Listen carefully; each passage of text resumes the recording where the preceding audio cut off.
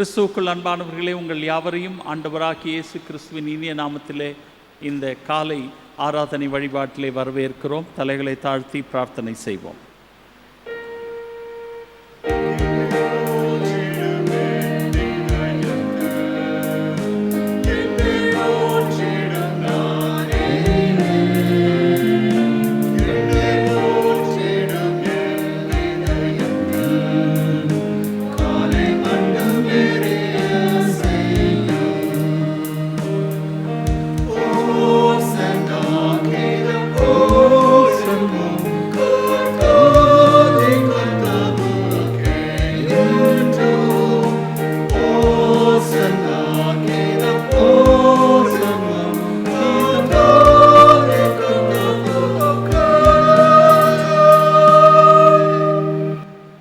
அன்பும் இரக்கம் நிறைந்த எங்கள் அல்ல ஆண்டவரே, இந்த வழிபாட்டிலே பங்கேற்கும் எங்கள் ஒவ்வொருவரையும் நீர் ஆசீர்வதியும். உம்மை மீண்டும் காண உம்மாலே தொடப்பட, உம்முடைய உம்மோடு கொண்டிருக்கும் உறவை புதுப்பிக்கப்பட வந்திருக்கும் இந்த பக்தர்களுடைய ஏக்கத்தை நீர் அறிவீர் சுவாமி. ஆவியானவர் மூலமாய் எங்களை வழிநடத்தி இயேசுவின் அன்பை மீண்டும் இந்த வழிபாட்டில் நாங்கள் காணவும் உணரவும் பெற்று செல்லவும் நீர் கிருபை புரிய வேண்டும் என்று இயேசுவின் வழியாய் வேண்டிக் கொள்கிறோம் எங்கள் ஜீவனுள்ள பிதாவே, ஆமென். நாம் அனைவரும் இணைந்து 200ஆம் பாமாலை பாடுவோம். பாமாலை 200.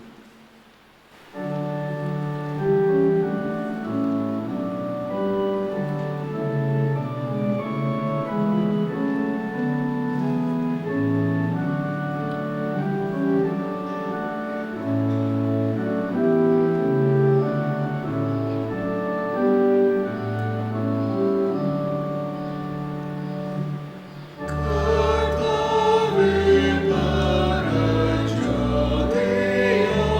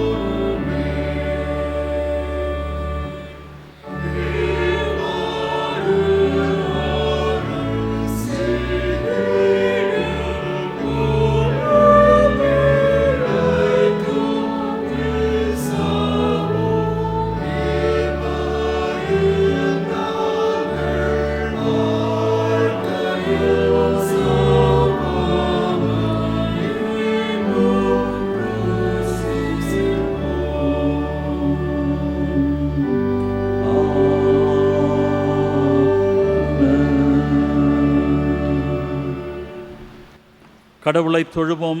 கடவுளாவியாயிருக்கிறார். அவரை தொழுது கொள்கிறவர்கள் ஆவியோடும் உண்மையோடும் அவரை தொழுது கொள்ள வேண்டும். நம்முடைய பிதாவாகிய கடவுளாலும் கர்த்தராகிய இயேசு கிறிஸ்துவினாலும் உங்களுக்கு கிருபையும் சமாதானம் உண்டாவதாக. இது கர்த்தர் உண்டு பண்ணின நாள், இதிலே களி கூர்ந்து மகிழ கடவோம். ஆண்டவரே, எங்கள் உதடுகளை திறந்தருளோ.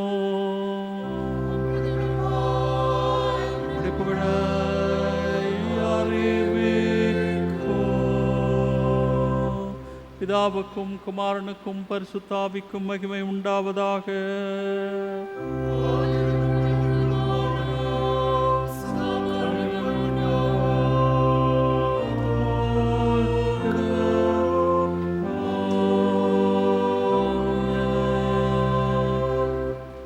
திரியேக கடவுளை போற்றுவோம்.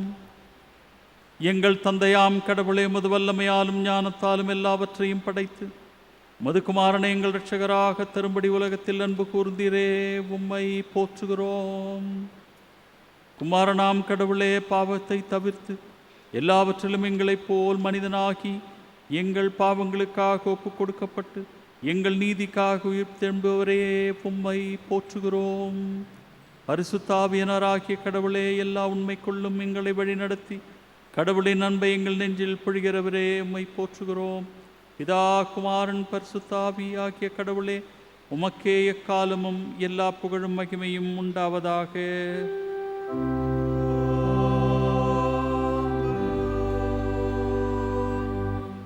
முழங்காற்படியிட்டு ஜெபிப்போம். கடவுளுடைய சன்னிதானத்திலே இணைந்து அவரோடு கொண்டிருக்கும் உறவை புதுப்பித்து கொள்ள வந்திருக்கும் நம்மை கடவுள் இந்த வேளையிலே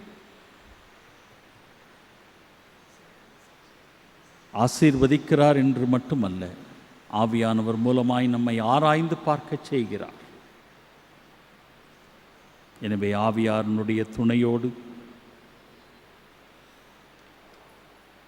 கடவுள் நம்முடைய எண்ணங்கள், விருப்பங்கள் இவையெல்லாம் அவருக்கு விரோதமாக இருக்கும் பட்சத்திலே அவைகளை கடவுளுடைய சமூகத்திலே கொண்டு வந்து நம்முடைய பாவங்களை அறிக்கை செய்வோம்.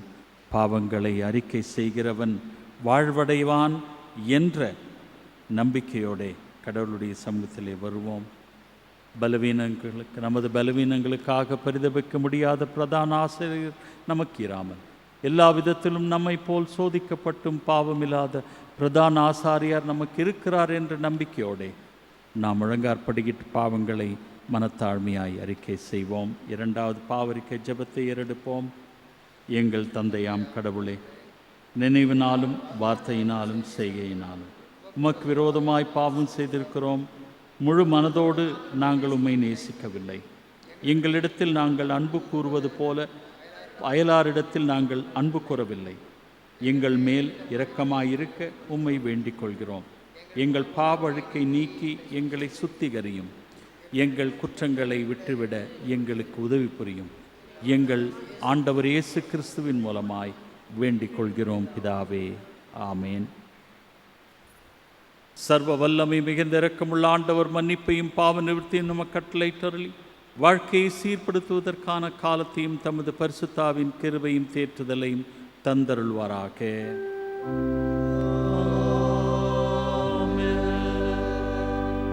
ஆண்டவரை துதியுங்கள்.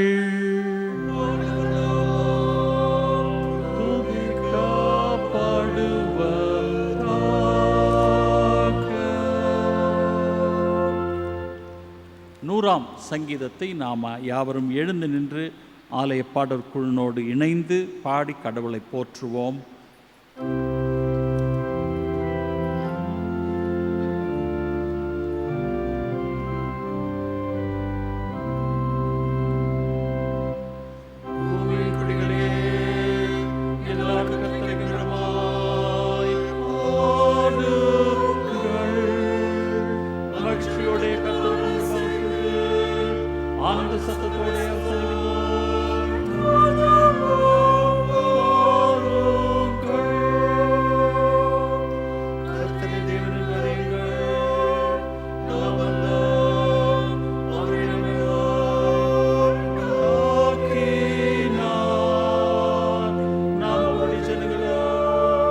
அவர்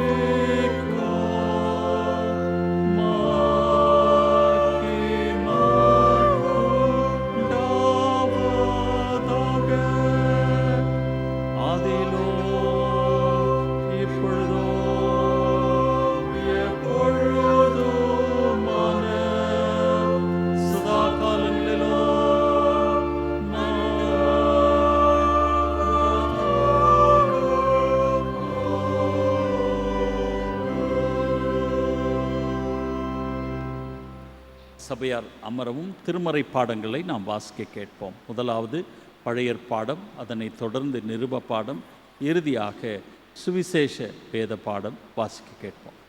வாசிக்கும்படியாக தெரிந்து கொள்ளப்பட்ட முதலாம் வேத பாடம் எசேக்கியேல் 33ஆம் அதிகாரம் வசனங்கள் 1 முதல் 9 முடிய. எசேக்கியேல் 33ஆம் அதிகாரம் வசனங்கள் 1 முதல். கர்த்தருடைய வார்த்தை எனக்கு உண்டாகி, அவர், மனுபுத்திரனே, நீ உன் ஜனத்தின் புத்திரரோடே பேசி அவர்களோடே சொல்ல வேண்டியதாவது, நான் தேசத்தின் மேல் பட்டயத்தை வரப்பண்ணுகையில் தேசத்தின் ஜனம் தங்கள் எல்லைகளில் உள்ள ஒருவனை அழைத்து அவனை தங்களுக்கு காவக்காரனாக வைத்த பின்பு இவன் தேசத்தின் மேல் பட்டயம் வருவதைக் கண்டு எக்காலம் ஊதி ஜனத்தை எச்சரிக்கும்போது, எக்காலத்தின் சத்தத்தை கேட்கிறவன் அதை கேட்டும் எச்சரிக்கையாயிராமல் பட்டயம் வந்து அவனை வாரிக்கொள்ளுகிறது உண்டானால் அவனுடைய இரத்தப்பழி அவன் தலையின் மேல் சுமரும். அவன் எக்காலத்தின் சத்தத்தை கேட்டும் எச்சரிக்கையாக இருக்கவில்லை, அவனுடைய இரத்தப்பழி அவன் பேரிலே சுமரும். எச்சரிக்கையாக இருக்கிறவனோ தன் ஜீவனை தப்புவித்து கொள்வான். காவற்காரன் பட்டயம் வருவதைக் கண்டும் அவன் எக்காலம் ஊதாமலும் ஜனங்கள் எச்சரிக்கப்படாமலும் பட்டயம் வந்து அவர்கள் யாதொருவனை வாரிக்கொள்ளுவது உண்டானால் அவன் தன் அக்கிரமத்திலே வாரிக்கொள்ளப்பட்டான். ஆனாலும் அவன் இரத்தப்பழியை காவற்காரன் கையிலே கேட்பேன்.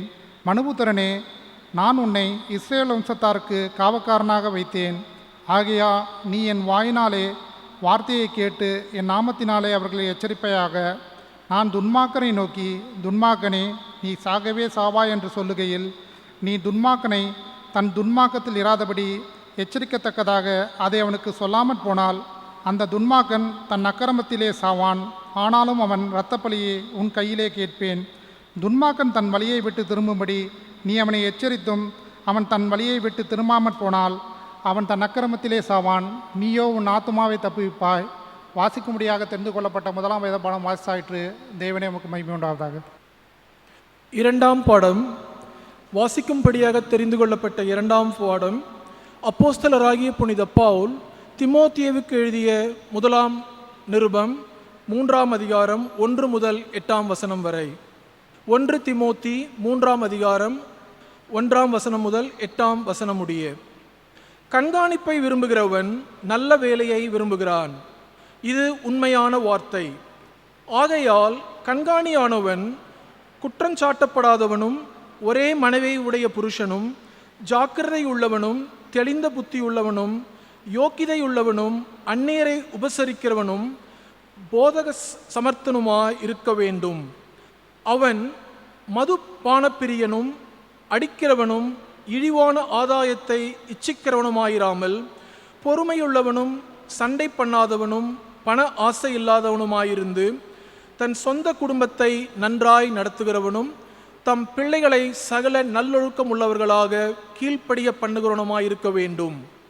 ஒருவன் தன் சொந்த குடும்பத்தை நடத்த அறியாதிருந்தால் தேவனுடைய சபையை எப்படி விசாரிப்பான்? அவன் இருமாப்படைந்து பிசாசு அடைந்த ஆக்கினையிலே விழாதபடிக்கு நூதன சீஷனுமாயிருக்கக்கூடாது. அவன் நிந்தனையிலும் பிசாசின் கண்ணியிலும் விழாதபடிக்கு புறம்பானவர்களால் நற்சாட்சி பெற்றவனாயிருக்க வேண்டும். அந்தபடியே உதவிக்காரரும் இரு நாக்குள்ளவர்களாயும் மதுபான பிரியராயும் இழிவான ஆதாயத்தை இச்சிக்கிறவர்களாயும் இராமல் நல்லொழுக்கம் உள்ளவர்களாக இருக்க வேண்டும். வாசிக்கும்படியாக தெரிந்து கொள்ளப்பட்ட வேத பாடம் வாசித்தாயிற்று. தேவனுக்கே மகிமை உண்டாவதாக. சுவிசேஷ வேத பாடம் வாசிக்கப்படும் போது தயவுசெய்து அனைவரும் நாம் எழுந்து நிற்போம். வாசிக்க வேண்டிய சுவிசேஷ வேத பாடம் பரிசுத்த யோவான் எழுதிய சுவிசேஷம் 21ஆம் அதிகாரம் வசனங்கள் 15 முதல் 19 முடிய. பரிசுத்த யோவான் 21ஆம் அதிகாரம் 15ஆம் வசனம் முதல். அவர்கள் போஜனம் பண்ணின பின்பு இயேசு சீமோன் பேதுருவை நோக்கி, யோனாவின் குமாரனாகிய சீமோனே, இவர்களிலும் அதிகமாய் நீ என்னிடத்தில் அன்பாயிருக்கிறாயா என்றார். அதற்கு அவன், ஆம் ஆண்டவரே, உம்மை நேசிக்கிறேன் என்பதை நீர் அறிவீர் என்றான். அவர், என் ஆட்டுக்குட்டிகளை மேய்ப்பாயாக என்றார். 2ஆம் தரம் அவர் அவனை நோக்கி, யோனாவின் குமாரனாகிய சீமோனே, நீ என்னிடத்தில் அன்பாயிருக்கிறாயா என்றார். அதற்கு அவன், ஆம் ஆண்டவரே, உம்மை நேசிக்கிறேன் என்பதை நீர் அறிவீர் என்றான். அவர், என் ஆடுகளை மேய்ப்பாயாக என்றார். 3ஆம் தரம் அவர் அவனை நோக்கி, யோனாவின் குமாரனாகிய சீமோனே, நீ என்னை நேசிக்கிறாயா என்றார். என்னை நேசிக்கிறாயா என்று அவர் 3ஆம் தரம் தன்னை கேட்டபடினாலே பேதுரு துக்கப்பட்டு, ஆண்டவரே, நீர் எல்லாவற்றையும் அறிந்திருக்கிறீர், நான் உம்மை நேசிக்கிறேன் என்பதையும் நீர் அறிவீர் என்றான். இயேசு, என் ஆடுகளை மேய்ப்பாயாக என்றார். நீ இள வயதுள்ளனாய் இருந்தபோது உன்னை நீயே அரை கட்டி கொண்டு உனக்கு இஷ்டமான இடங்களிலே நடந்து திரிந்தாய். நீயோ முதிர் வயதுள்ளனாகும்போது உன் கைகளை நீட்டுவாய், வேறொருவன் உன் அறையை கட்டி உனக்கு இஷ்டமில்லாத இடத்திற்கு உன்னை கொண்டு போவான் என்று மெய்யாகவே மெய்யாகவே உனக்கு சொல்லுகிறேன் என்றார். இவ்விதமான மரணத்தினாலே அவன் தேவனை மகிமைப்படுத்தப் போகிறான் என்பதை குறிக்கும்படியாக இப்படி சொன்னார். அவர் இப்படி சொல்லிய பின்பு அவனை நோக்கி, என்னை பின்பற்றி வா என்றார் என்பது. வாசிக்க வேண்டிய சுவிசேஷ வேத பாடம் வாசித்தாயிற்று. கிறிஸ்துவே உமக்கே மகிமை உண்டாவதாக.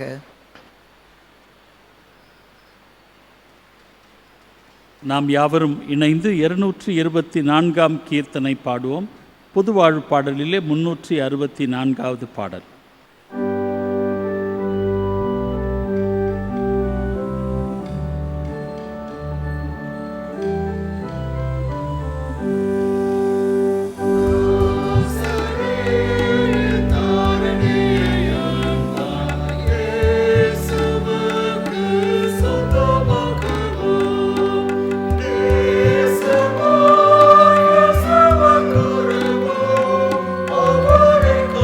Oh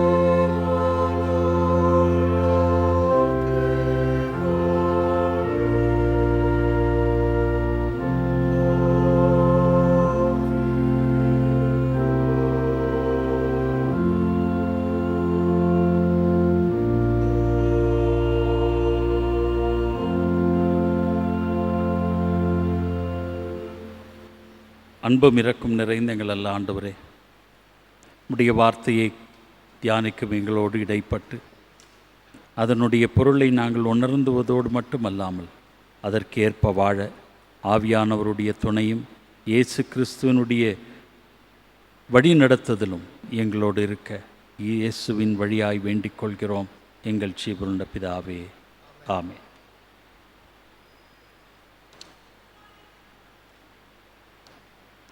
கிறிஸ்துவுக்குள் அன்பானவர்களே, உங்கள் யாவரையும் ஆண்டவராக்கிய இயேசு கிறிஸ்துவின் இனிய நாமத்திலே வாழ்த்துகின்றேன். இன்று நமக்கு சிந்திக்க கொடுக்கப்பட்ட பொருள் அருட்பொழிவு மாற்றுருவாக்கத்திற்கான மாற்றுருவாக்கம் என்று போடப்பட்டிருக்கிறது. ஆர்டெயின்டு மினிஸ்ட்ரி டிரான்ஸ்ஃபார்ம்டு டு டிரான்ஸ்ஃபார்ம் என்று ஆங்கிலத்திலே நாம் இந்த தலைப்பை பார்க்கிறோம். அருட்பொழிவு என்ற பதத்தினுடைய என்ற சொல்லினுடைய பொருள் நமக்கு நன்றாக தெரியும். இந்த பதமானது ஏதோ போதகர்களுக்காக மட்டும் அல்லாமல் கத்தோலிக்க திருச்சபையிலே பலர் அருட்பொழிவு பெறுகின்றனர். அதில் சிலர் போதகராகவும் சிலர் ஆசிரியர்களாகவும் அருட்பொழிவு பெற்று செல்வதை நாம் காணுகிறோம். ஆனால் நம்முடைய முதல் அருட்பொழிவு என்னை பொறுத்தவரை ஞானஸ்நானத்திலே அளிக்கப்படுகிறது என்பதை நான் உறுதியாக நம்புகிறேன். கிறிஸ்துவின் சீடராக நீ நிலைத்திரு, சிலுவையை குறித்து ஒரு நாளும் நீர் வெட்கப்படாமல் அதன் சாட்சியாயிரு என்ற ஒரு அருட்பொழிவை ஞானஸ்தானத்திலே பெறுகிறோம். இதனுடைய உறுதி திடப்படுத்துதலே பெறுகிறோம். அப்படி என்றால் ஒரு விதத்திலே அனைவரும் அருட்பொழிவு பெற்றவர்கள்தான். ஆனால் இங்கே குறிப்பிடப்பட்டுள்ள பொருளானது அதனை விட ஒரு படி மேலாக சபை மக்களுக்கிடையே குறிப்பான ஒரு அழைப்பை பெற்றவர்களை குறித்து நாம் சிந்திக்க இருக்கிறோம். இன்று சற்று நாம் நம்மை சுற்றி பார்க்கும் பொழுது நமக்கு தெரிந்தவர்களெல்லாம் ஏதோ ஒரு சபையிலே அருட்பொழிவு பெற்று ரெவரண்ட் என்று போட்டிருக்கிறார்கள், சிலர் ரெவரண்ட் டாக்டர் என்று போட்டுக்கொள்கிறார்கள், சிலர் ஐயா நான் ரெவரண்ட் இல்லையா நான் பேராயர் என்று சொல்கிறார்கள். அருட்பொழிவினுடைய உண்மையான பொருளை அறிந்து கொள்ளாமல் இன்று பலர் அது ஒரு அந்தஸ்து என்று கருதி இப்படிப்பட்ட காரியங்களிலே ஈடுபட்டு வருவது மிக வருத்தத்தை தெரிவிக்கிறது. சில சமயங்களிலே இந்த அருட்பொழிவானது ஒரு அருட்பணியாக அல்லாமல் பிழைப்புக்காக, அழைப்பாக அல்ல பிழைப்பாக நடத்தி வருவது வருத்தத்திற்குரியது என்பதை தெரிவித்து இந்த நாளுக்குரிய பகுதிகளுக்கு செல்லுகிறோம். இந்த நாளுக்குரிய 3 பகுதிகளுமே அருட்பொழிவினுடைய மேலான காரியங்கள் மட்டுமல்ல, மாறாக அருட்பொழிவினுடைய சீரியஸ்னஸ், அதாவது அது எவ்வளவு முக்கியமானது என்பதை அறிந்து கொள்ளவும், அருட்பொழிவினால் நமக்கு நாம் பெற்றிருக்கும் பணிவிடைகள் கடவுளுடைய அருட்கொடையாக கண்டு அதை நிறைவேற்றும் ஒரு அறைகூவலை இந்த பகுதிகள் நமக்கு வெளிப்படுத்துவதை உங்களோடு பகிர்ந்து கொள்ள ஆசைப்படுகின்றேன். முதலாவதாக நான் நிருப பாடத்திற்குள் செல்கிறேன். அருட்பொழிவு பெற்றவர்களுடைய வாழ்வு எப்படி அமைய வேண்டும் என்று அங்கே காணுகிறோம். அருட்பொழிவு பெற்றோரின் எதிர்பார்ப்பு, வாழ்விலே அவர்கள் எப்படி இருக்க வேண்டும் என்ற ஒரு எதிர்பார்ப்பு. ஏன் இதை முதலிலே கூறுகிறேன் என்றால், அருட்பொழிவு பெற்றவர்களுடைய வாழ்வை முதலாவதாக ஆராய்ந்து பார்க்க கடவுள் நம்மை அழைக்கிறார். அப்படி பார்க்கும் பொழுது 1 தீமோத்தி 3வது அதிகாரத்திலே பவுலடியார் பல குணாதிசயங்களை இங்கே பதிவு செய்கிறார். அதில் அந்த பகுதியினுடைய சுருக்கம் என்ன என்று பார்த்தீர்கள் என்றால், அருட்பொழிவு பெற்றவர்களுடைய வாழ்வானது, ஆங்கிலத்திலே சொல்ல வேண்டுமென்றால் டிரான்ஸ்பரண்டாக இருக்க வேண்டும். டிரான்ஸ்பரண்ட் என்று சொல்லும் பொழுது ஒளிவு மறைவு இல்லாமல் அவர்களுடைய வாழ்வு அமைய வேண்டும். அவர்களுடைய வாழ்வானது முன்மாதிரியான வாழ்வாக அமைய வேண்டும். அவர்களுடைய வாழ்வானது சமூகத்திலும் அவர்களுக்கு நல்ல பெயர் உண்டாகும் ஒரு வாழ்வாக அமைய வேண்டும். ஏதோ சபை மக்கள் மத்தியில் மட்டும் அல்ல, பொது இடங்களிலும் அவர்களுடைய வாழ்வு பாராட்டப்படக்கூடிய ஒரு வாழ்வாக அமைய வேண்டும். இதன் அடிப்படையிலே தான் பவுலடியார் சில குணாதிசயங்களை 3ஆம் அதிகாரத்திலே பட்டியலிடுகின்றார். அதை ஒரு சில காரியங்களை நான் வாசிக்கிறேன். முதல் பட்டியல், ஆகவே சகை கண்காணிப்பாளராக இருப்பவர் குறை சொல்லுக்கு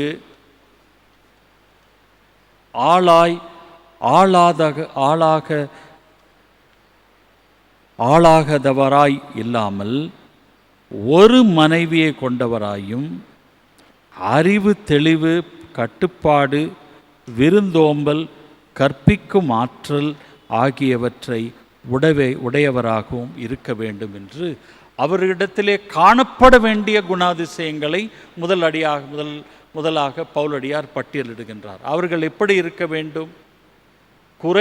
மற்றவர்கள் குறை சொல்வதற்கு அப்பாற்பட்டவராக இருக்க வேண்டும். இவரா போதகரா என்று குறை சொல்வதற்கு அப்பாற்பட்டவராக இருக்கவும், ஒரு மனைவியை உடையவராகவும், அவருடைய உள்ளான வாழ்வை குறித்து இங்கே பவுலடியார் தெளிவாக கூறுகிறார். 3ஆவதாக இங்கே பவுலடியார் அவர்களுடைய உள்ளான குணாதிசயங்களை இங்கே பட்டியலிடுகின்றார். அவர்கள் அறிவு தெளிவு கொண்டவராயும் கட்டுப்பாடு உடையவராயும் இருக்க வேண்டும் என்றும், விருந்தோம்பல், கற்பிக்கும் ஆற்றல் ஆகியவற்றை உடையவர்களாய் இருக்க வேண்டும். ஏன் பவுலடியார் விருந்தோம்பலை இங்கே மையப்படுத்துகிறார் என்றால், ஒரு போதகருடைய இல்லத்திலே எத்தனையோ பேர் வருவார்கள். தெரிந்தவர்கள் தெரியாதவர்கள் எல்லாம் வருவார்கள். அவர்களையும் சந்தித்து ஆலோசனை கூறக்கூடிய ஒரு பொறுமை போதற்கு இருக்க வேண்டும் என்பதை தெளிவாக இங்கே கூறிவிட்ட பவுலடியார், அவர் எதை தவிர்க்க வேண்டும் என்று அடுத்த பட்டியலிலே கூறுகிறார். அவர் குடிவெறிக்கும் வன்முறைக்கும் இடம் கொடாமல் கனிந்த உள்ளம் உடையவராய் இருக்க வேண்டும். சண்டையையும் பொருளாசையையும் தவிர்ப்பவர்களாக இருக்க வேண்டும். இப்படி அவர்களிடத்திலே காணப்படக்கூடாத காரியங்கள் என்னவென்றால் பொருளாசை, சண்டை போடுதல், இப்படிப்பட்ட காரியங்கள் அவர்களுடைய வாழ்விலே காணக்கூடாத காரியங்கள். மாறாக மற்றவர்களை வன்முறைக்கு அவர்கள் தங்களை இடம் கொடுக்கக்கூடாது. கடைசியாக பவுலடியார் இப்படி துவங்கிய பவுலடியார் இன்னும் அடுத்த ஒரு குடும்பத்தை குறித்து கூறுகிறார். இவர்கள் குடும்பத்தை சரியாக நடத்தக்கூடியவர்களாக இருக்க வேண்டும். ஊரை திருத்துகிறேன் என்று வீட்டை மறந்துவிடும் போதகராக அல்ல.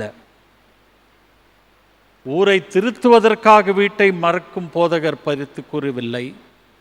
ஊரை திருத்துவதாக சொல்லி வீட்டை மறந்துவிடும் ஒரு போதகராக இருக்கக்கூடாது என்றும், கடைசியாக அவர் கூறுவது என்னவென்றால், பிற மக்கள் தெரியாத ஒருவரால் கடவுளின் சபையை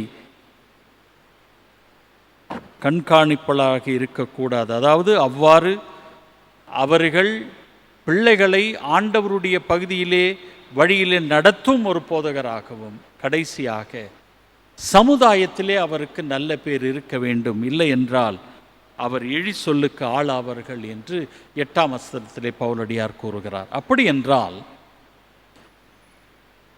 பவுலடியார் இங்கே போதகர்களாக இருப்பவர்கள் எப்படி இருக்க வேண்டும் என்ற ஒரு அட்டவணை கொடுக்கிறார், ஒரு லிஸ்ட் ஒன்று கொடுக்கிறார். what are the things that they have to do, what they have to avoid, and what they have to become. எவரை போல மாற வேண்டும், அவர்கள் கிறிஸ்துவை போல மாற வேண்டும் என்று ஒரு அறைகூவல் கொடுத்து, போதகருடைய வாழ்வு கண்ணாடியை போல ஒளிவு மறைவில்லாத ஒரு வாழ்வாக அமைய வேண்டும் என்ற ஒரு அறைகூவலை கொடுக்கிறார். இதன் அடிப்படையிலே தான் இரண்டாவதாக இந்த இப்படிப்பட்ட போதகரிடத்திலே தான் பொறுப்புகள் கொடுக்கப்பட முடியும் என்று நாம் இந்த நாளிலே சிந்திக்கிறோம். அவனிடத்திலேயா கொடுக்கிறேன், அவன் சரியா செய்ய மாட்டானே என்று சொல்லி போதகர் என்று சொல்லு இந்த அருட்பொழிவு பெற்றவர்கள் பொறுப்புள்ளவர்களாக இருக்க வேண்டும். அந்த பொறுப்புள்ளதை குறித்து தான் எசேக்கியேல் தீர்க்கதரிசி 33ஆம் அதிகாரத்திலே வாசிக்கிறோம். The trustworthiness of the leaders.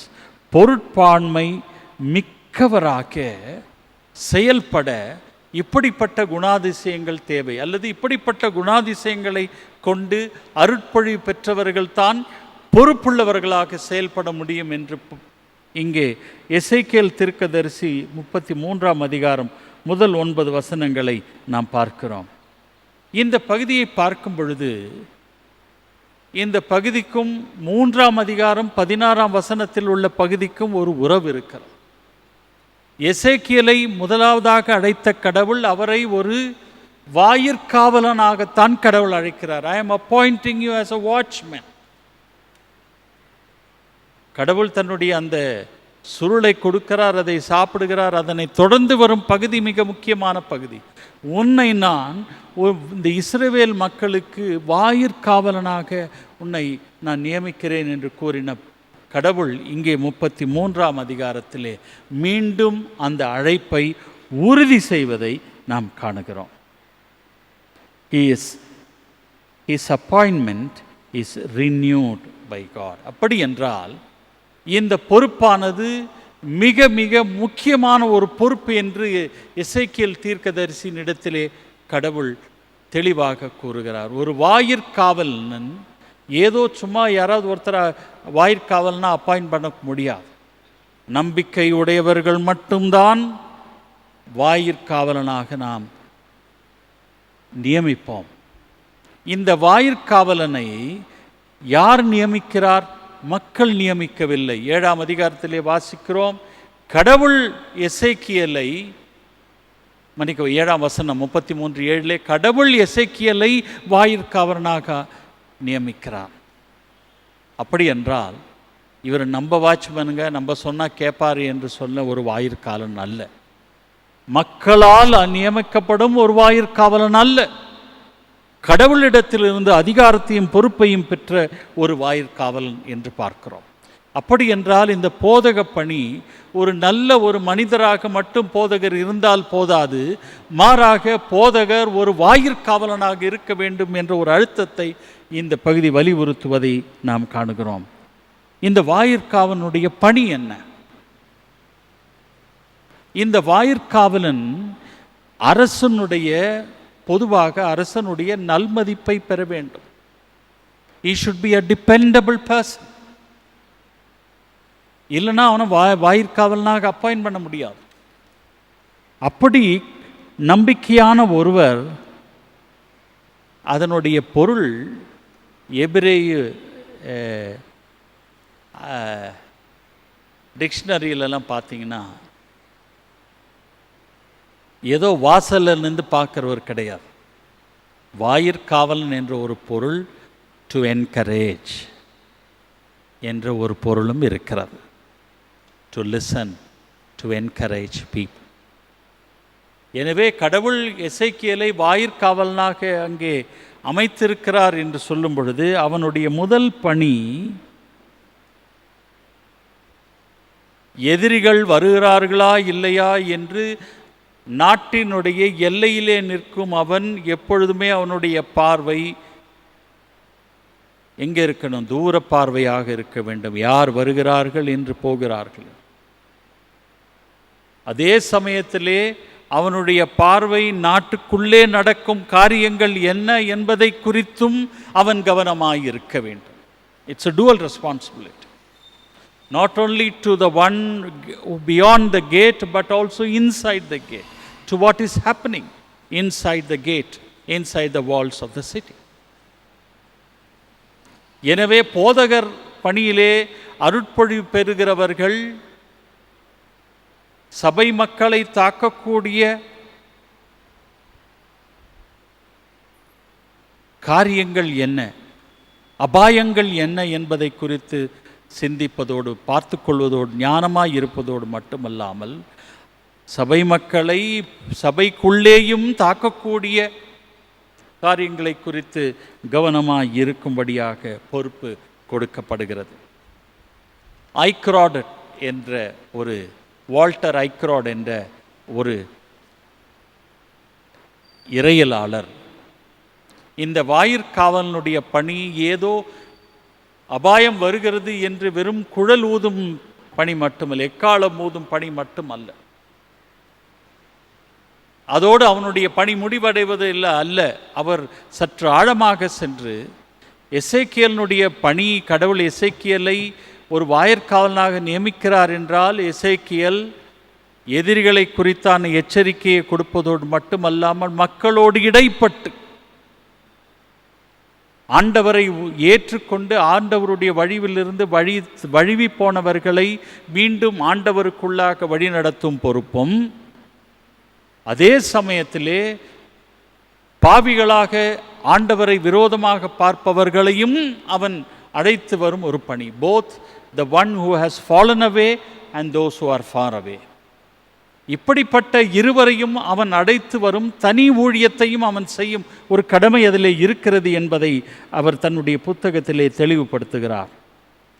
அப்படி என்றால் இந்த வாயிற்காவலன் ஏதோ அந்த இடத்திலிருந்து பார்ப்பது மட்டுமல்ல, அவன் இறங்கி கடவுளுடைய பணியை செய்யும்படியான ஒரு பொறுப்பை அவன் பெறுகிறான் என்ற ஒரு தெளிவை இங்கே காணுகிறோம். அப்படி என்றால் மக்களை விசுவாசத்திற்கு நேராக உந்தி தள்ளக்கூடிய ஒரு பொறுப்பு இந்த வாயிற்காவலுக்கு இருப்பதாக இந்த பகுதியிலே நாம் காணுகிறோம்.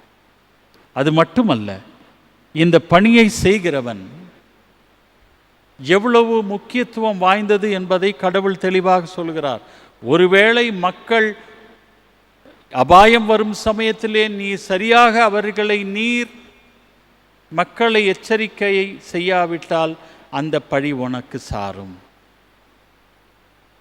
ஒருவேளை இங்கே எசேக்கியேல் இடத்திலே சொல்கிறார், நீ உன்னுடைய கடமையை செய்து நீ தப்பிப்பாய் என்று சொல்லும் சமயத்திலும் அதனுடைய ஆழம் என்னவென்றால், ஒரு எதிரி வரும்பொழுது இவன் நன்றாக வாயிற்காவலனாக இருந்தான் என்று அவனை விட்டுவிடுவது கிடையாது. அப்படி என்றால் வாயிற்காவலனுடைய பொறுப்பு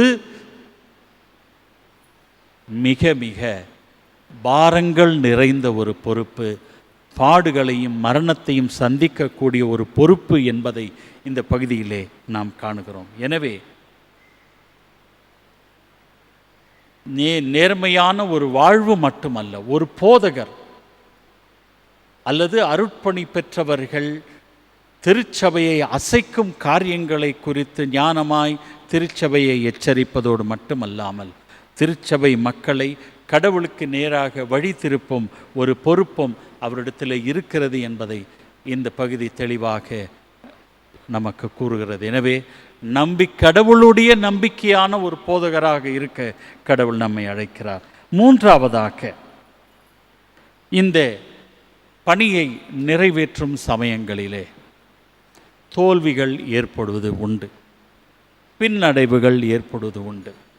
அப்படி என்றால் இந்த போதகருடைய பணி மாற்று உருவாக்கும் பெரும் பணி மட்டுமல்ல, மற்றவர்களை மாற்று உருவாக்கும் பணி மட்டுமல்ல, போதகருடைய வாழ்வு மாற்று உருவாக்கம் பெறுகிறது. அப்படி மாற்று உருவாக்கம் பெறும் சமயத்திலே தான் இந்த மாற்று உருவாக்கத்தை மற்றவர்களோடு நாம் பகிர்ந்து கொள்ள முடியும் என்பதை தெளிவுபடுத்துகிறார். ஒரு வாயிற்காவலனாக இருந்து மக்களை கடவுளுக்கு நேராக மாற்றுருவாக்கம் செய்யும் ஒரு பணி மட்டுமல்ல, அந்த பணியை செய்யும் பொழுது போதகரும் மாற்றுருவாக்கம் பெறுகிறார் என்பதை இந்த பகுதி நினைவுபடுத்துகிறது. பேதுரு ஆண்டவருடைய சீடனாக அழைக்கப்பட்டார். லூக்கா 5ஆம் அதிகாரத்திலே ஆண்டவர் அவர்களை மீன் பிடிப்பவர், உங்களை நான் மீன் பிடிப்பவனாக அல்ல, மனுஷரை பிடிப்பவர்களாக மாற்றுவேன் என்று அழைப்பை பெற்ற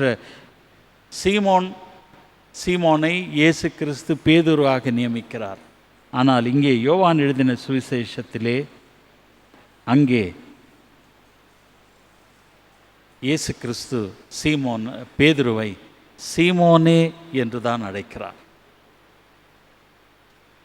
இயேசுவை மறுதலித்து அவர்களுடைய கூட்டத்திலிருந்து அப்பால்பட்ட சீமோனை இயேசு கிறிஸ்து மீண்டும் அழைக்கிறார். சீமோனுடைய வாழ்விலே ஏற்படும் மாற்றுருவாக்கத்தை காண உங்களை நான் அழைக்கிறேன். இந்த பாறையின் மீது என்னுடைய சபையை கட்டுகிறேன் என்று சொன்ன இயேசு கிறிஸ்து அப்பாலே போ சாத்தானே என்று விரட்டுகிறார் சீமோனை. அப்படிப்பட்ட சீமோன் தன்னுடைய ஞானத்தினாலும் பலத்தினாலும் இயேசுவை பின்பற்ற முடியும் என்ற சீமோன் அதை உணர்கிறான். அப்படி செய்ய முடியாது, இயேசுனுடைய இந்த பலத்தினால் மட்டும் செய்ய முடியும் என்று உணர்ந்த சீமோனை இயேசு கிறிஸ்து அழைத்து, சீமோனே, இவர்களை விட மற்ற சீடர்களை காட்டுறார், இவைகளை விட போட்டை காட்டுறார். என்னை அதிகமாய் நேசிக்கிறாயா என்ற ஒரு கேள்வி கேட்கிறார். ரெண்டு பொருளும் அதில் எடுத்துக்கலாம். இவர்களை விட, மற்றவர்களை விடவும், இவைகளை விட, இந்த படகுகளை விடவும் என்னை நீ நேசிக்கிறாயா என்ற கேள்வியானது 3 முறை அங்கே இயேசு கிறிஸ்து சீமோனிடத்திலே கேட்கிறார். 3 முறை மறுதலித்த சீமோனிடத்திலே அவனை மீண்டும் இந்த அழைப்பிலே அவனை உறுதி செய்வதற்காக இயேசு கிறிஸ்து சீமோனை பார்த்து என்னை நேசிக்கிறாயா என்று கேட்கிறார். அதற்கு சீமோன், ஆண்டவரே, உம்மை நேசிக்கிறேன் என்ற ஒரு மறுமொழி அங்கே கொடுப்பதை நாம் காணுகிறோம். மனம் கசந்து, மனம் நொந்து ஆண்டவர் மீது இருக்கும் அன்பினை அவன் அங்கே அறிக்கை செய்வதை காணுகிறோம். அறிக்கை செய்வதோடு மட்டுமல்லாமல், இந்த ஊழியத்திலே வரும் பாடுகளை நீர் ஏற்க தயாரா என்றும் அங்கே அவனிடத்திலே ஒரு எச்சரிக்கை வைத்த இயேசு கிறிஸ்து இந்த ஊழியத்திலே சீமோனை ஒரு உடன் வேலையாளாக நியமிப்பதை அங்கே காணுகிறோம். போதக பணியிலே பின்னடைவுகள் உண்டு. ஆனால் அந்த பின்னடைவுகளின் காரணத்தினால் இயேசுவை விட்டு, இந்த பணியை விட்டு நான் போய்விடுகிறேன் என்று ஓட்டம் பிடிக்கக்கூடாது. மாறாக நம்மை மீண்டும் புதுப்பிக்கும் கடவுளிடத்திலே இந்த அருட்பொழிவை பெற்றவர்கள் மீண்டும் கடவுளிடத்திலே ஒவ்வொரு நாளும் மாற்றுருவாக்கம் பெற்றுக்கொண்டே இருக்க வேண்டும். ஏனெனில் நாம் சந்திக்கும் பல சவால்கள், அதை புரிந்து கொள்ள கடவுளுடைய அருள் தேவை என்பதை மீண்டும் இந்த பகுதி நமக்கு தெளிவாக விளக்குவதை இங்கே காணுகிறோம். ஒருவேளை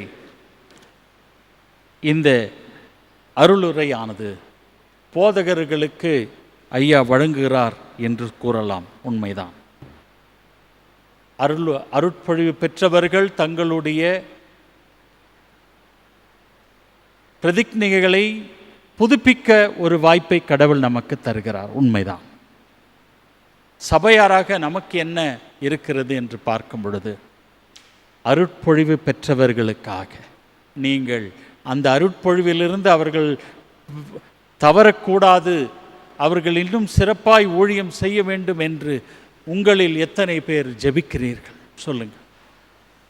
வாய்விட்டு ஆண்டவரே எங்களுடைய போதகர்களை நீர் ஆசீர்வதியும் என்று ஜெபிக்கிறீர்கள் என்பதை இந்த நாளிலே நீங்கள் ஜெபிக்க கடமைப்பட்டவர்கள். எங்களுடைய போதகர்களுக்காகவும் பேராயர்களுக்காகவும் எங்களை வழிநடத்தும் தலைவர்களுக்காக ஆண்டவரே நீர் அவர்களை ஆசீர்வதியும், அவர்களுக்கு தேவைகளை சந்தியும், அவர்களுக்கு வேண்டிய ஞானத்தை தாரும், அவருடைய அழைப்பிலே உறுதியாயிரும் என்று எத்தனை பேர் ஜெபிக்கிறீர்கள்?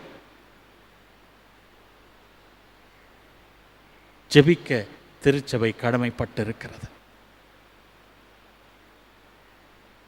கடைசியாக இந்த செய்தியானது உங்களுக்கும் பொருந்தும்.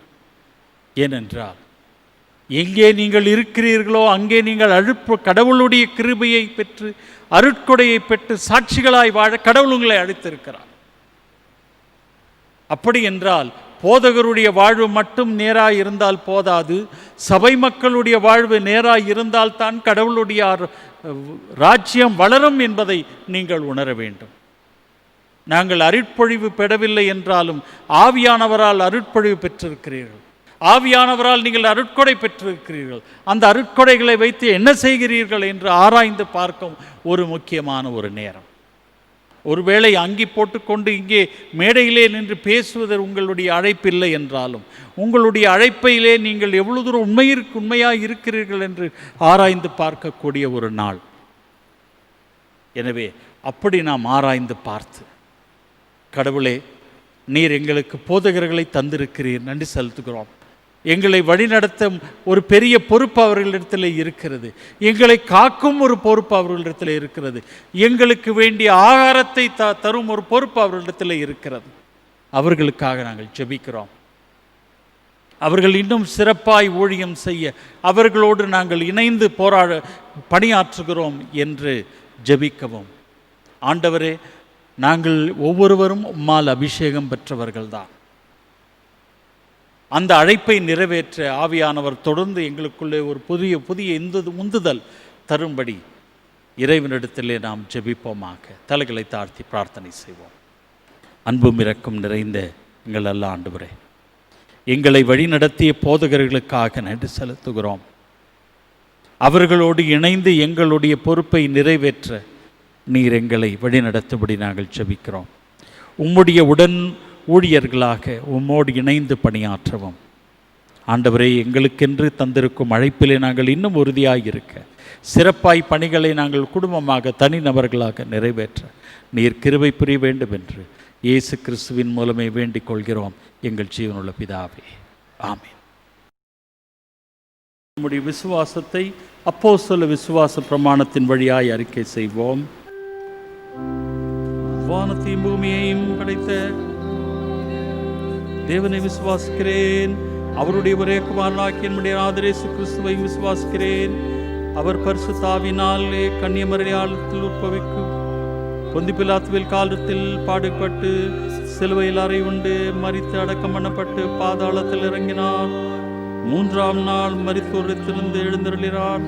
கேரி தேவனுடைய வலது வாசலே விற்றிருக்கிறார். உயிருள்ளோரை மரித்தோர் நியாயத்திற்கு வருவார். பரிசுத்தாவி விசுவாசிக்கிறேன். பொதுவாக இருக்கிற பரிசு சபையும் பரிசுவான்களுடைய ஐக்கியமும் பாவ மன்னிப்பும் சரீர உயிர் தெழுதலும் நித்திய ஜீவன் உண்டாக காத்திருக்கிறேன்.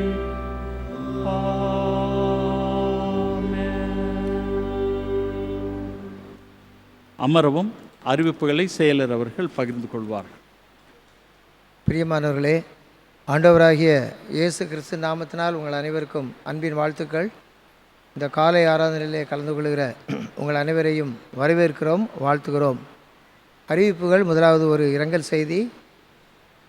திரு டி தர்மராஜ், வயது 82, திரு விஜய் அமிர்தராஜ் அவருடைய தகப்பனார் 19/7/2020 அன்று கர்த்தருக்குள் நித்திரை அடைந்தார்கள் என்பதை தெரிவிக்கிறோம்.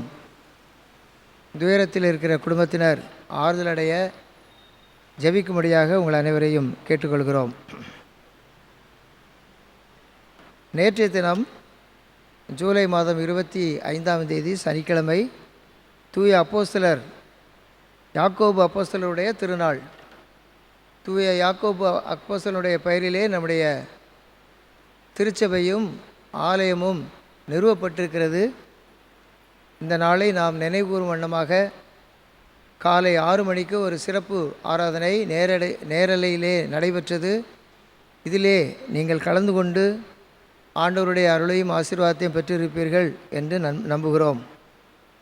அதைத் தொடர்ந்து செங்கல்பட்டு மாவட்டம் அமிர்தபள்ளம் கிராமத்திலே நாம் கட்டி வருகிற அமிர்தபள்ளம் ஆலய இறை ஒப்படைப்பு செய்யப்பட்டு கிராம மக்களின் வழிபாட்டிற்காக பயன்பாட்டிற்காக கொடுக்கப்பட்டது. இந்த அடிக்கல்லை நம்முடைய பேராயர் ஐயா அவர்கள் ஜெபித்து ஆசீர்வதித்து நமக்கு கொடுத்தார்கள். அதைத் தொடர்ந்து அந்த நிகழ்வு கிராமத்திலே நடைபெற்றது. பொது முடக்கம் காரணமாக நம்முடைய திருச்சபையிலிருந்து திருச்சபை மக்களை அழைத்து செல்ல இயலவில்லை என்பதை வருத்தத்துடன் தெரிவித்துக் கொள்கிறோம். இருந்தாலும் கர்த்தருடைய நாம மகிமைக்கென்று நேர்த்தியாக அந்த இறை ஒப்படைப்பு வழிபாடு ஆராதனை நடைபெற்று மக்களுடைய பயன்பாட்டிற்காக கொடுக்கப்பட்டது. அதன் முடிவிலே அந்த கிராமத்தில் இருக்கிற 50 குடும்பங்களுக்கு அரிசி மற்றும் மளிகை பொருட்கள் அடங்கிய தொகுப்பு மற்றும் உணவுப் பொட்டலங்கள் நம்முடைய திருச்சபையின் சார்பிலே வழங்கப்பட்டது என்பதை தெரிவித்துக் கொள்கிறோம். இதற்காக 150 உணவுப் பொட்டலங்களை நமக்கு தயாரித்து வழங்கிய திரு சாமியல், திரு செல்வம் ஸ்டோர் அயனாவரம் அவர்களுக்கு திருச்சபையின் சார்பிலே வாழ்த்துக்களையும் நன்றியையும் தெரிவித்துக் கொள்கிறோம். பொது முடக்க காலத்திலே ஆலய கட்டுமான பணி நேர்த்தியாக நடைபெறுவதற்கு ஆண்டவர் நமக்கு கிருபை செய்தார். எனவே முதலாவது நாம் ஆண்டவருக்கு நன்றி செலுத்துவோம். மற்றும் இந்த காரியங்கள் அனைத்தையும் நேர்த்தியாக ஒழுங்கு செய்து நம்மோடு இருந்து நம்மை வழிநடத்திய நம்முடைய ஆயர், இணை ஆயர், ஆலயத்தினுடைய செயலர், பொருளர், சேகரக்குழு உறுப்பினர்கள், திருச்சபை மக்கள், நிதி உதவி செய்த மக்கள், இன்னும் கட்டிட கலை நிபுணர் திரு FN ராஜரத்னம் அவர்கள், அனைத்து கட்டிட ஒழுங்குகளையும் ஒருங்கிணைத்த திரு தாமஸ் ஜெயபால் மற்றும் பில்டர் திரு ஜேக்கப், CSI அந்திரேயாபுரம் குருசேகரம் ஆயர் அருள் திரு ஆண்ட்ரூ நேசகுமார் அவர்களுக்கும், முன்னாள் ஆயர் அருள் திரு சாமுவேல் ராஜகுமார் அவர்களுக்கும் திருச்சபையின் சார்பிலே வாழ்த்துக்களையும் நன்றியும் தெரிவித்துக் கொள்கிறோம். சேகர குழுவினுடைய செயலர், பொருளர், மூப்பர்கள் என அனைவருக்கும் நம்முடைய திருச்சபையின் சார்பிலே உளமார்ந்த வாழ்த்துக்களையும் நன்றியும் தெரிவித்துக் கொள்கிறோம். இந்த பொது முடக்க காலத்திலும் இந்த கட்டுமான பணி நேர்த்தியாக நடைபெறுவதற்கு நிதி உதவி செய்த திருச்சபை மக்களுக்கும் வழி நடத்திய மக்களுக்கும் கர்த்தருடைய நாமத்தினாலே நன்றியை வாழ்த்துக்களை தெரிவித்துக் கொள்கிறோம். தொடர்ந்து நம்முடைய திருச்சபையின் மூலமாக ஊழியங்கள், திருப்பணிகள் நேர்த்தியாக நடைபெற நாம் செபிப்போம். தொடர்ந்து நாம் கர்த்தருடைய நாமத்தை மகிமைப்படுத்துவோம். இந்த தமிழ் ஆராதனை முடிந்த பிறகு நேரலையிலே ஞாயிறு பள்ளி வகுப்புகள் beginners, primary, junior, inter, senior என அனைத்து வயது பிரிவினர்களுக்கும் நடைபெறும். பெற்றோர்கள் தங்களுடைய பிள்ளைகளை வீட்டிலே அமர வைத்து இந்த ஞாயிறு பள்ளி வகுப்புகளிலே கலந்து கொள்ளவும், அதைத் தொடர்ந்து அவர்களுக்காக தரப்படுகிற ஆக்டிவிட்டீஸிலே பிள்ளைகள் பங்கு பெறவும் உற்சாகப்படுத்தும்படியாக அன்போடு கேட்டுக்கொள்கிறோம். இதை பொறுப்பேற்று நமக்கு நடத்துகிற ஆயர், இணையாயர், செயலர், பொருளர், சண்டே ஸ்கூல் சூப்பரிண்டென்டென்ட் மற்றும் Sunday school teachers, editing team என அனைவருக்கும் திருச்சபையின் சார்பிலே உளமாற நன்றியையும் வாழ்த்துக்களையும் தெரிவித்துக் கொள்கிறோம். இந்த கோவிட்-19 என்று சொல்லப்படுகிற விஷக்கிருமியினால் பாதிக்கப்பட்ட அநேக மக்கள், தேசங்கள் உண்டு.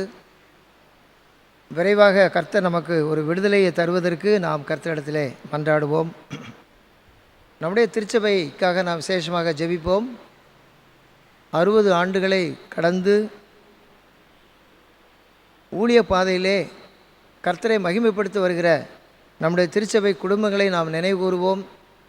திருச்சபை குடும்பங்களிலே உள்ள பெரியவர்கள், இன்னும் வியாதியின் மூலமாக கஷ்டப்படுகிற மக்கள், படுக்கையில் இருக்கிற மக்கள் விரைவாக நன்மைகளை பெற்றுக்கொள்ள நாம் அவர்களுக்காக பிரார்த்தனை செய்வோம். தொடர்ந்து நம்முடைய திருச்சபையிலே நடைபெறுகிற ஐக்கிய குழுக்கள் மூலமாக ஜெபம், திருப்பணிகள், இன்னும் ஞாயிறு பள்ளி மூலமாக நடைபெறுகிற திருப்பணிகள் மிகவும் நேர்த்தியாக நடைபெற நம்முடைய திருச்சபையினுடைய திருப்பணியின் எல்லை விரிவாக்கம் பெற நாம் தொடர்ந்து கர்த்தரிடத்திலே மன்றாடுவோம். இந்த பொது முடக்க காலத்திலே நாம் அநேக மக்களுக்கு அரிசி மற்றும் மளிகை பொருட்கள் அடங்கிய தொகுப்பை நாம் கொடுத்து உதவி செய்து வருகிறோம். நீங்களும் உங்களுடைய உதாரத்துவமான காணிக்கைகளை இந்த நிவாரண நிதிக்காக கொடுத்து உதவுமாறு கேட்டுக்கொள்கிறோம். கோவிட்-19 பொது முடக்க நிவாரண பணிக்காக நிதி உதவி செய்தோர் விவரம்: திருமதி ஃபிலோமினா ரூபாய் 5000, திரு மோனி ஜெயக்குமார் ரூபாய் 1000. கிராம வளர்ச்சி மற்றும் ஆலய கட்டுமான பணிக்காக நிதி உதவி செய்தோர் விவரம்: திரு டி வேதராஜ் ரூபாய் 10,000, திரு என் அருள் பிரகாசம் ரூபாய் 1000. நிதி உதவி செய்த அனைத்து திருச்சபை மக்களுக்கும் நன்றிகளையும் வாழ்த்துக்களையும் தெரிவித்துக் கொள்கிறோம். பேராயத்திலிருந்து தரப்பட்ட ஒரு அறிவிப்பு: சிஎஸ்ஐ கல்யாணி மல்டி ஸ்பெஷாலிட்டி ஆஸ்பத்திரியிலே பிஎஸ்சி நர்சிங் மற்றும் diploma in general nursing and midwifery courses படிப்பதற்கான விண்ணப்ப படிவங்கள் ஆஸ்பத்திரியில் உள்ள அலுவலகத்திலே தரப்படுகிறது. இந்த வாய்ப்பை நீங்கள் பயன்படுத்திக் கொள்ளும்படியாக அன்போடு கேட்டுக்கொள்கிறோம்.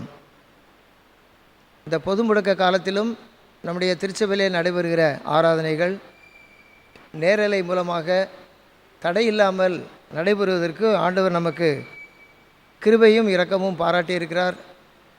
அனைத்து வாய்ப்புகளையும் நமக்கு தந்திருக்கிறார். எனவே நாம் ஆண்டவருக்கு நாம் முதலாவது நன்றி செலுத்துவோம்.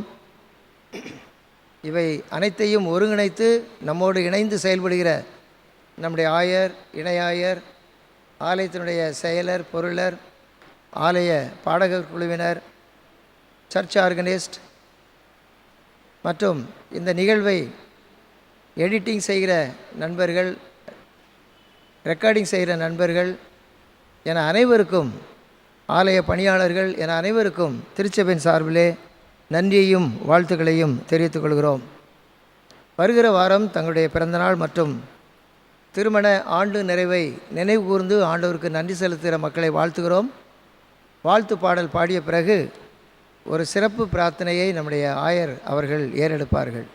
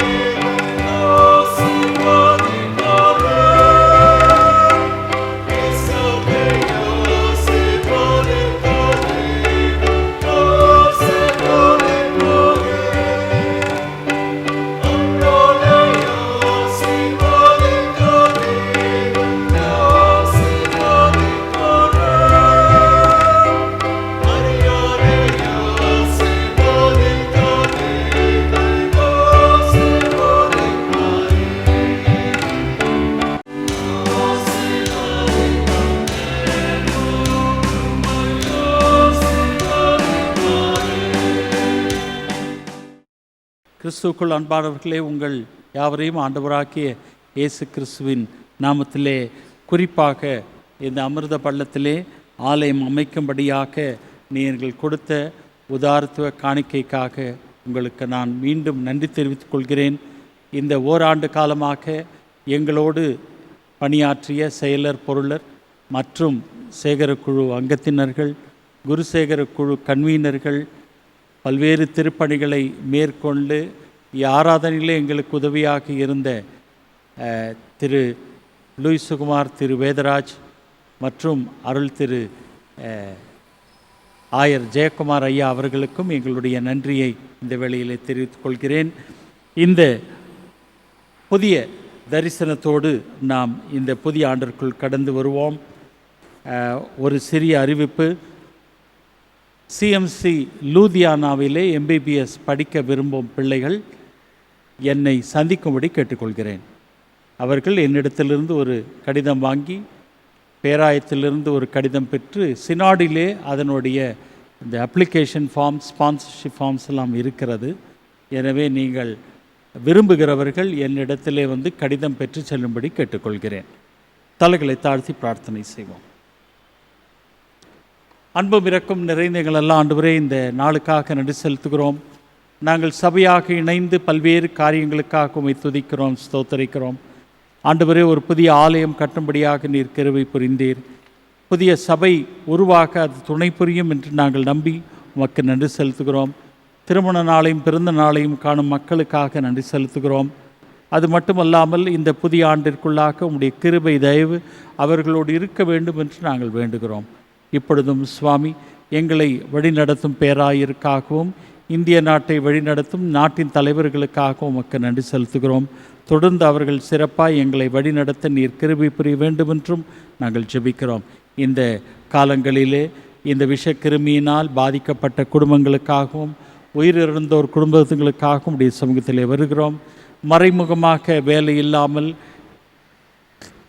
நிறுவனங்கள் போன்ற ஸ்தாபனங்கள் எல்லாம் மூடப்பட்டு பல்வேறு சூழ்நிலையிலே கஷ்டப்படும் மக்களையும் உடைய சமூகத்திலே வருகிறோம்.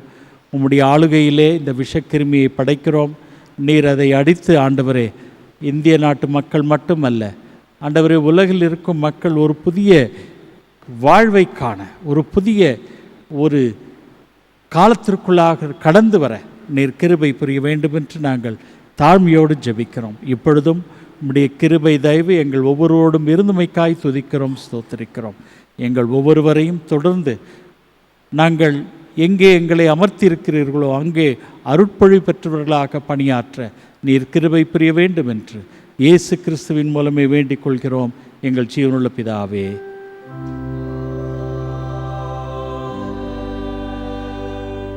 ஆண்டவர் கற்றுத்தந்த ஜெபத்தை சேர்ந்து ஏறெடுப்போம். பரமனில் இருக்க எங்கள் பிதாவே, உம்முடைய நாமம் சொல்வதாக, உம்முடைய ராஜ்யம் வருவதாக, சுத்தம் பரமத்திலே செய்யப்படும் போல பூமியிலையும் செய்யப்படுவதாக. அன்றுள்ள அப்பத்தை எங்களுக்கு இந்த தாரும். எங்களுக்கு விரோதமாய் குற்ற செய்வர்களுக்கு நாங்கள் மன்னிக்கிறது போல எங்கள் குற்றங்களை எங்களுக்கு மன்னியும். எங்களை சோதனைக்குள் பிரவேச பண்ணாமல் தீமிருந்து எங்களை ரசித்துக் கொள்ளும். ராஜ்யமும் வல்லமையும் மகிமையும்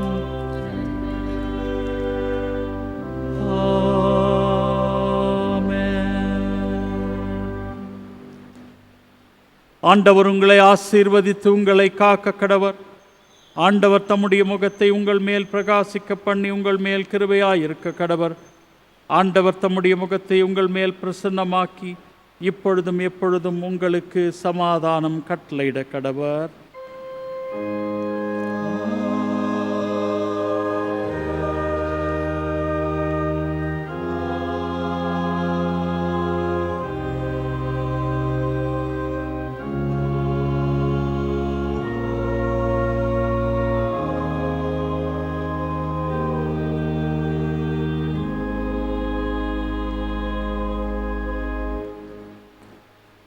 நிறைவு பாடலாக நாம் அனைவரும் இணைந்து 205வது பாமாலை பாடுவோம். பாமாலை 205.